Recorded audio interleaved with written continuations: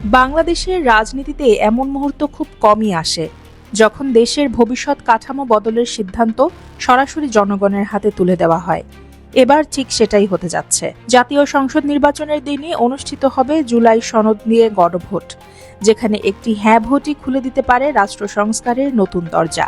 জাতির উদ্দেশ্যে ভাষণে অন্তর্বর্তী সরকারের প্রধান উপদেষ্টা মোহাম্মদ ইউনূস ঘোষণা দিয়েছেন, ফেব্রুয়ারির প্রথমার্ধে জাতীয় সংসদ নির্বাচনের দিনেই গণভোট অনুষ্ঠিত হবে। এতে একদিকে যেমন সময় ও অর্থ সাশ্রয় হবে, অন্যদিকে নির্বাচন পরিণত হবে আরও উৎসবমুখর ও অর্থবহ এক গণতান্ত্রিক আয়োজনে। গত কয়েকদিন ধরেই দেশে বিতর্ক চলছিল, নির্বাচনের আগে নাকি নির্বাচনের দিন গণভোট হবে। রাজনৈতিক দলগুলোর মধ্যে মতবিরোধ বাড়ছিল। শেষ পর্যন্ত প্রধান উপদেষ্টার এই সিদ্ধান্ত সেই অনিশ্চয়তার অবসান ঘটালো এবং দেশকে একটি স্পষ্ট রোড ম্যাপ দিল। জুলাই জাতীয় সনদ মূলত বাংলাদেশের সংবিধান ও রাষ্ট্র ব্যবস্থাকে আরও গণতান্ত্রিক, ভারসাম্যপূর্ণ ও জবাবদিহিমূলক করার একটি রূপরেখা। আজ উপদেষ্টা মণ্ডলীয় সভায় জুলাই জাতীয় সনদ সংবিধান সংস্কার বাস্তবায়ন আদেশ 2025 অনুমোদন হয়েছে, যা খুব শীঘ্রই গ্যাজেট আকারে প্রকাশিত হবে। গণভোটে একটি মাত্র প্রশ্নে হ্যাঁ বা না ভোট দিতে হবে, কিন্তু এই একটি প্রশ্নের ভেতরে লুকিয়ে আছে রাষ্ট্র পরিচালনার 4টি বড় পরিবর্তন। হ্যাঁ ভোট পড়লে নির্বাচনকালীন তত্ত্বাবধায়ক সরকার, নির্বাচন কমিশন ও সাংবিধানিক প্রতিষ্ঠানগুলো জুলাই সনদের আলোকে গঠিত হবে। অর্থাৎ ভবিষ্যতের নির্বাচন নিয়ে অনাস্থা ও বিতর্কের জায়গা অনেকটাই কমে আসবে। আগামী সংসদ হবে 2 কক্ষ বিশিষ্ট।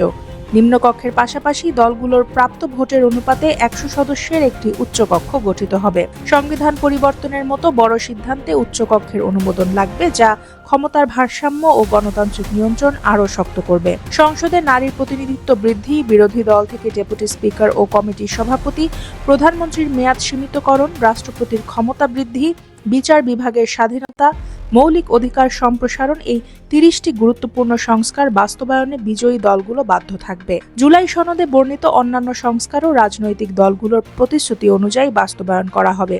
অর্থাৎ এটি শুধু একবারের সিদ্ধান্ত নয়, এটি ভবিষ্যৎ রাষ্ট্র সংস্কারের একটি ধারাবাহিক কাঠামো। গণভোটে সংখ্যাগরিষ্ঠ মানুষ হ্যাঁ বললে নির্বাচিত সংসদ সদস্যদের নিয়ে একটি সংবিধান সংস্কার পরিষদ গঠিত হবে। তারা একই সঙ্গে সংসদ সদস্য হিসেবেও দায়িত্ব পালন করবেন।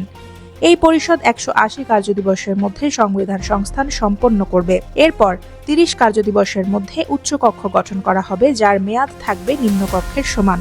কারণ এই হ্যাঁ ভোট মানে সুষ্ঠু নির্বাচন, ক্ষমতার ভারসাম্য, প্রধানমন্ত্রীর ক্ষমতার সীমা, শক্তিশালী সংসদ, স্বাধীন বিচার ব্যবস্থা, নাগরিক অধিকারের বিস্তার।